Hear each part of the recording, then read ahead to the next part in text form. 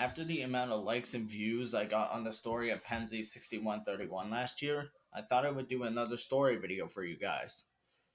This is the story of one of the most well-known articulated steam locomotives in America. This is the story of the Union Pacific early and late challengers. Before the mid to late 30s, the Union Pacific ordered 88 412-2s, three-cylinder steam locomotives that could produce a little over 97,000 pounds of tractive effort. While faster than its predecessors, both their stiff-leggedness and third cylinders made them a real pain to operate and maintain. In the 19 teens, the UP tried out the compound mallet type locomotive, or Mallet if you want to pronounce it correctly, which were slow movers and tended to pound the track with their exhaust speeds. So in the 1930s, Union Pacific devised a simple revision of the concept, with four equal-sized cylinders instead of using the steam twice, first through the rear pair of cylinders and through the front.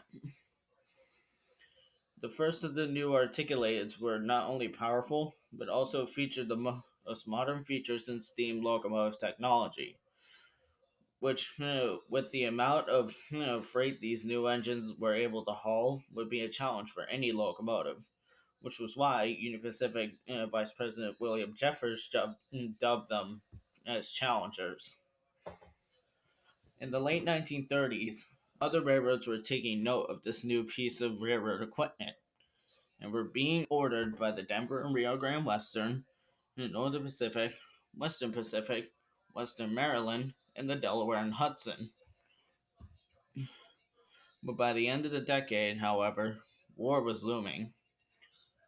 Freight trains as heavy as 3,600 tons were no problem for the challengers on the flats, but needed a helper locomotive to make the grade on any of the mountain passes.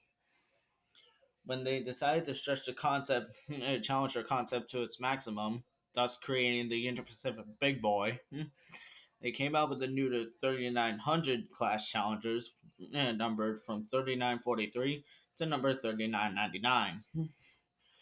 They were all retired by the late 1950s, and only two late challengers exist today. None of the early challengers were saved. 32 years later, number 3985 was running under its own power in 1981, going to Railfare 81 with Union Pacific's living legend 844 after its successful restoration. From the late 1980s to the early 1990s, the 3985 was converted to oil firing and landed its last trip in October 2010. It is currently undergoing restoration to run once more by 2024. There are also plans to get the Greyhound Challenger number 3977 back in service as well, but that's still in air and we're not entirely sure yet. But besides that, though, I hope you all have enjoyed this rather long story video, even if it wasn't long at all. But anyway, please like and subscribe, and I will see you in the next video. Bye.